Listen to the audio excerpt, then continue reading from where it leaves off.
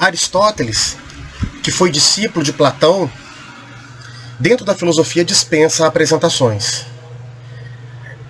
Nasceu em 384 a.C., na pequena cidade de Estagira, que hoje se chama Starvos, e foi para Atenas com 18 anos de idade para estudar na Academia de Platão.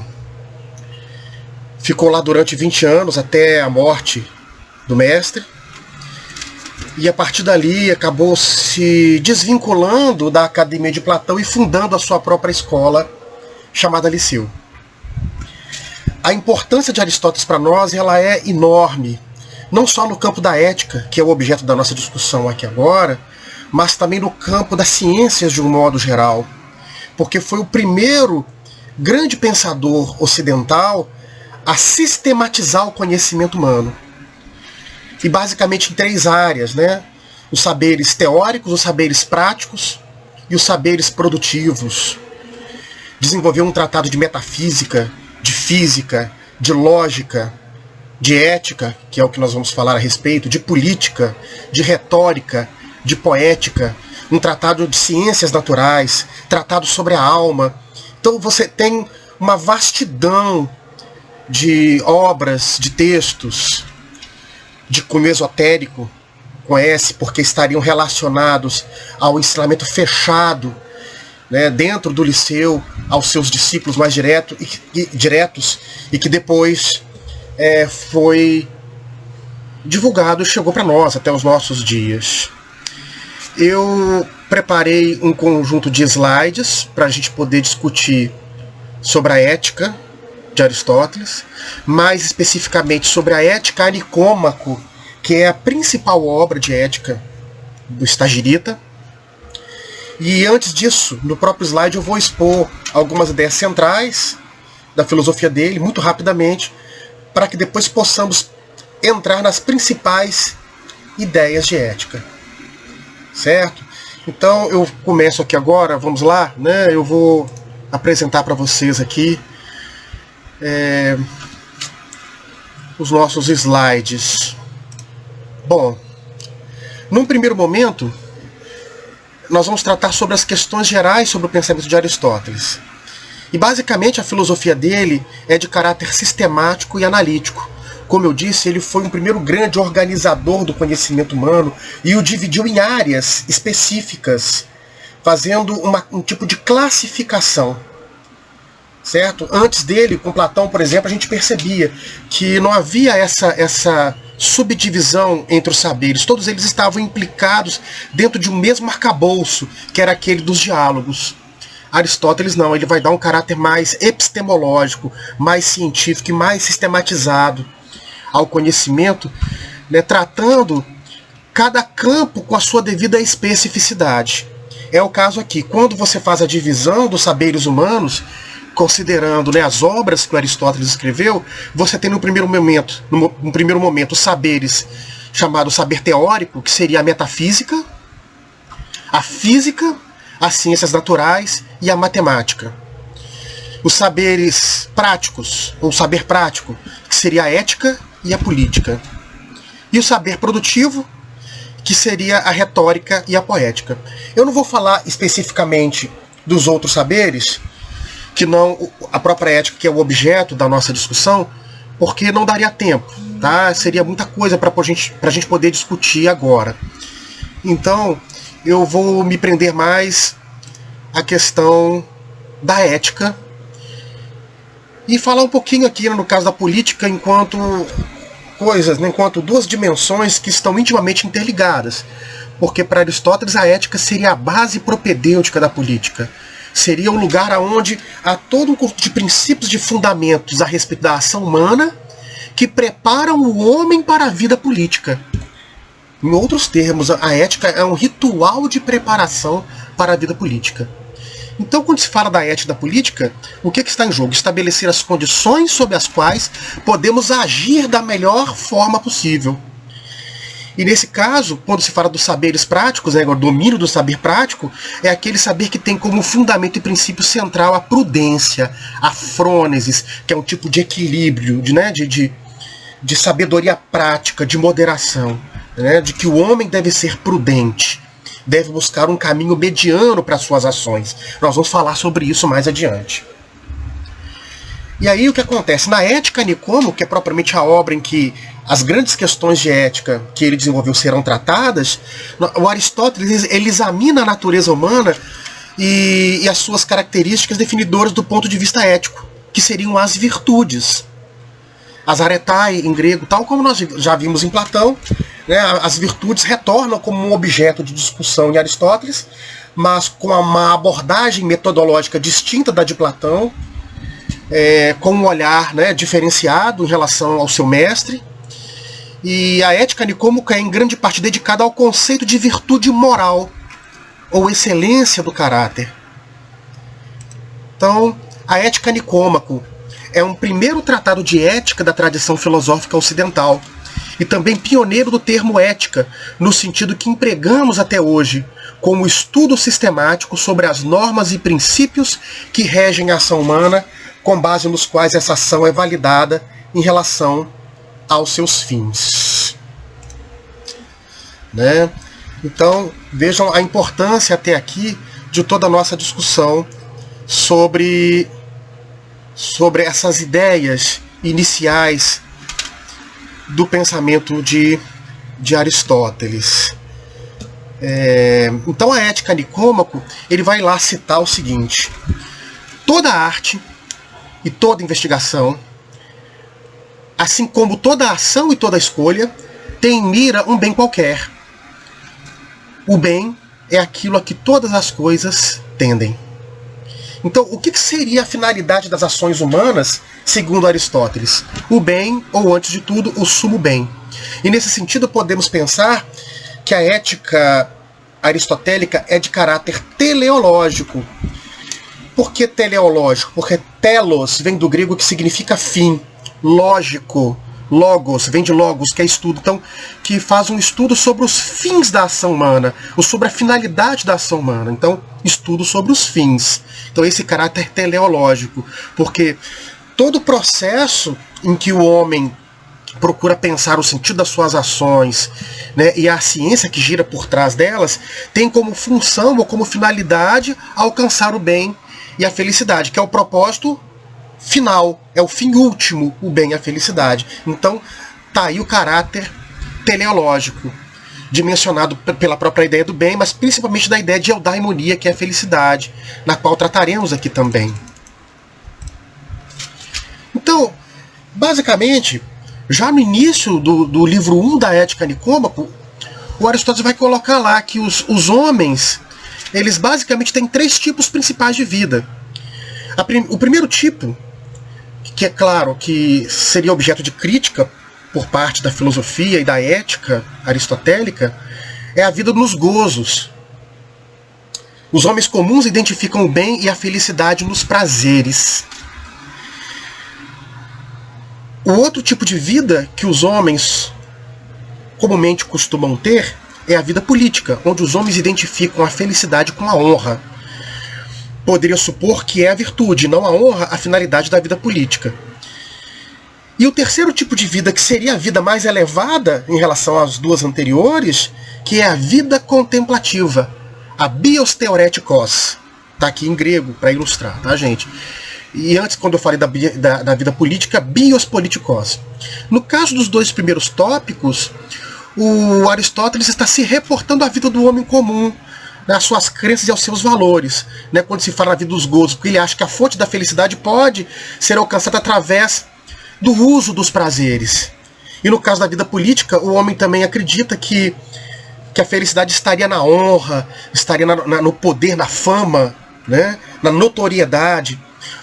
Óbvio que essas duas dimensões que estão ligadas a um certo tipo de senso comum, né, a visão do homem comum, elas serão refutadas e criticadas pela filosofia aristotélica, a partir dos pressupostos éticos que ele vai nos apresentar, certo? Então, vamos lá. A ética é a busca do sumo bem, o fim absoluto, o fim ao qual se procura seria a felicidade. enquanto fim absoluto, aquilo que é buscado por si mesmo é mais absoluto do que aquilo que merece ser buscado por outra coisa. Ou seja, o fim absoluto da ética enquanto busca do sumo bem seria a felicidade, porque a felicidade tem valor em si mesma. Nós queremos a felicidade não em função de adquirir algo exterior a ela, mas queremos a felicidade por ela mesma. Então é nesse sentido que ela é buscada por si mesma. Quanto mais elevada é uma coisa, menos ela precisa de outra que seja exterior a ela, porque quanto mais elevada, mais ela se basta, certo? Então, o sumo bem para Aristóteles seria a felicidade.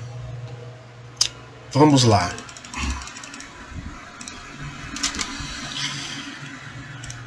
Qualquer ação é bem realizada quando está de acordo com a excelência que lhe é própria. O homem feliz vive bem e age bem, pois definimos praticamente a felicidade como uma espécie de boa vida e boa ação. As coisas nobres e boas da vida só são alcançadas pelos que agem retamente. Vamos pular.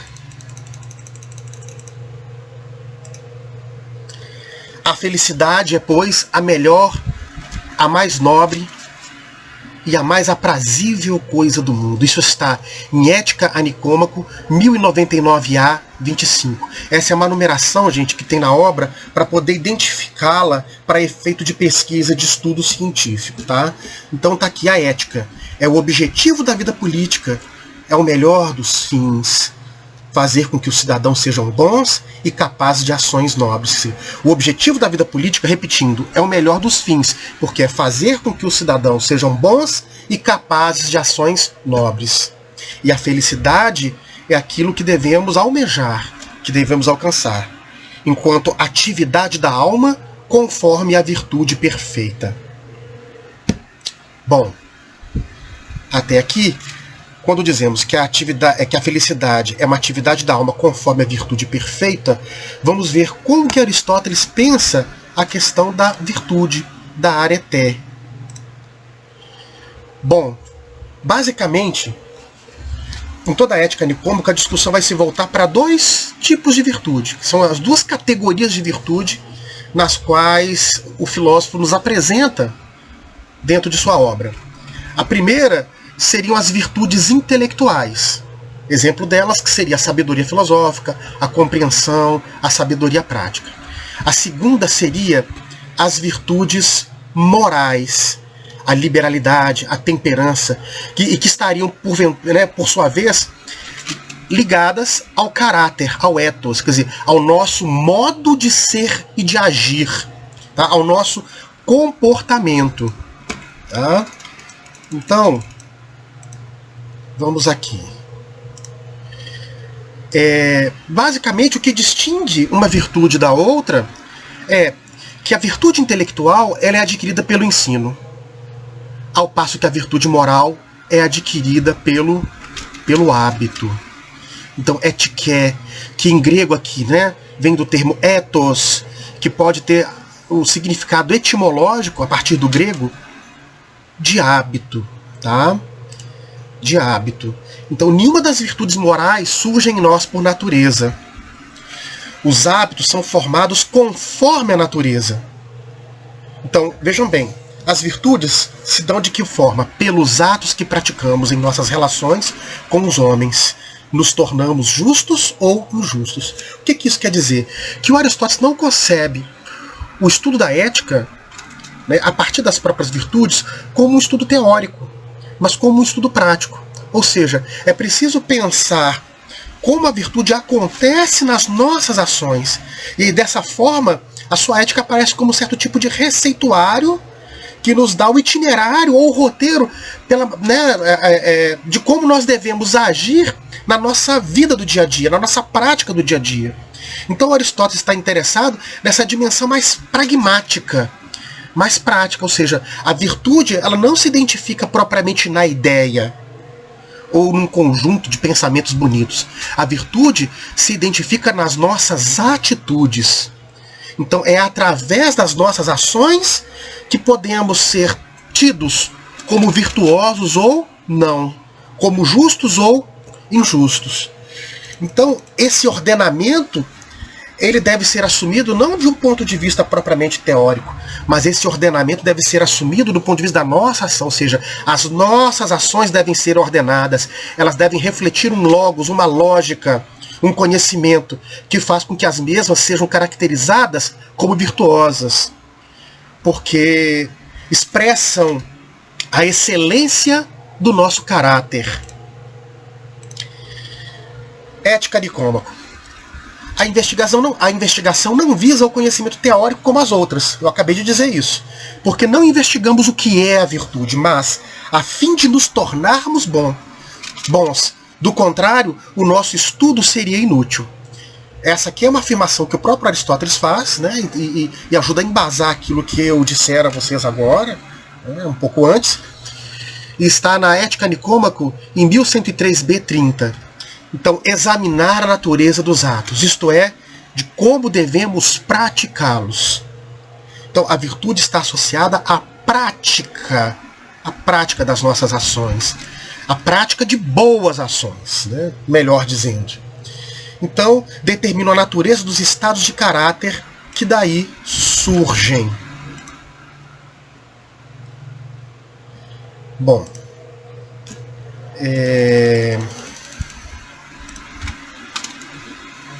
e aí o Aristóteles vai agora mais propriamente nos mostrar de como a virtude se processa, de quais são as condições que estabelecem a natureza de uma ação virtuosa. Então ele vai se adentrar mais propriamente sobre as questões relativas à natureza da virtude. Quais são as suas características? E basicamente ele vai começar a dizer para nós o seguinte: as coisas são destruídas pela falta ou pelo excesso. Então, toda vez quando agimos, temos que buscar um caminho mediano entre o excesso e a falta. Toda má ação, ou toda ação que não seja virtuosa, ou ela tende para um excesso, ou tende para uma falta. Ou seja, devemos buscar um caminho do meio, que seria uma mediania, tal como vocês estão vendo aqui no slide. Então a virtude, basicamente seria o quê? Um meio termo entre os extremos, entre o excesso da nossa conduta em relação a uma série de coisas, que falarei mais adiante um pouco, ou a falta, né? Ou a deficiência, em outros termos. Então o meio termo seria o quê? Aquilo que é equidistante de ambos os extremos, e o que é só e o mesmo para todos os homens. Ou seja, o meio termo é isso, que não é nem demasiado e nem demasiadamente pouco. Ou seja, nem é o excesso, ou nem o que está, né, muito além, ou nem o que está aquém. Um exemplo, se 10 é demais e 2 é pouco, 6 é o meio termo. Então nós devemos sempre buscar o meio termo, que é uma forma de equilíbrio, de sabedoria prática, de uma justa medida. Então nós devemos encontrar essa justa medida nas nossas ações. Então vamos lá. A virtude é uma espécie de mediania e põe a sua mira no meio termo. Ética Nicômaco 1106b-25. E aí ele vai dizer: é possível errar de muitos modos, mas só há um modo de acertar. Isso está em Ética Nicômaco 1106b-30. E mais uma citação dele, né? Tudo que eu estou colocando aqui, gente, é do modo como se encontra na obra de Aristóteles, traduzida diretamente do grego. Né? Essa tradução que eu tenho é da coleção Os Pensadores. Na verdade, ela foi traduzida do grego para o inglês, e aí do inglês para o português. Tá? Então aqui até que nós temos uma tradução da tradução, mas de qualquer forma, né, tá muito clara as ideias da obra. A tradução, apesar disso, é boa. Tá? Então tá aqui: pois os homens são bons de um modo só, e maus de muitos modos. Vamos lá, continuando. E aqui, gente, nós temos uma tabelinha sobre a virtude enquanto esse meio termo entre o excesso e a falta. Isso aqui vai ajudar muito a gente caracterizar essa questão do caráter, do ethos, do modo de ser e de agir do homem, né? E que deve se expressar através do meio termo, que é, na verdade, a virtude. Tá? Então, vamos lá.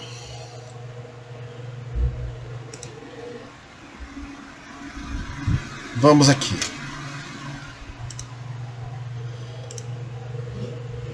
Bom, quando se fala da virtude como meio termo, você tem a coragem como meio termo entre o quê? Entre o excesso de coragem, que seria a confiança, e a falta dela, que seria o medo.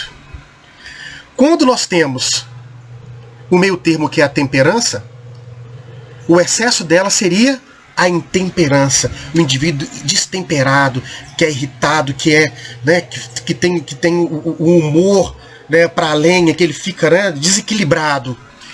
E a falta, né, aquilo que é a deficiência de temperança, é a frieza, a insensibilidade. Certo?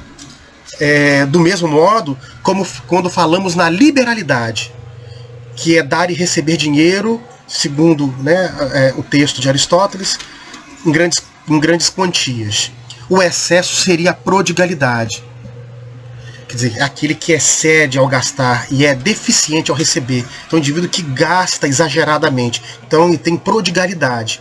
Esse é o excesso da liberalidade. E a falta da liberalidade é a avareza. Um indivíduo que é, como se diz, munheca, né?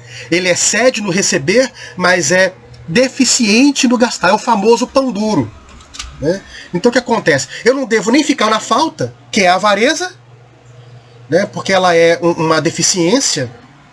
Ela é um desvio de conduta, tanto quanto não devo ficar na prodigalidade, que é um excesso, e que também é um desvio de conduta, porque excede, né? Excede ao gastar e é deficiente ao receber. É preciso ficar no meio termo, saber equilibrar o dar e o receber, né? Ter uma justa medida, ter um equilíbrio, um caminho mediano.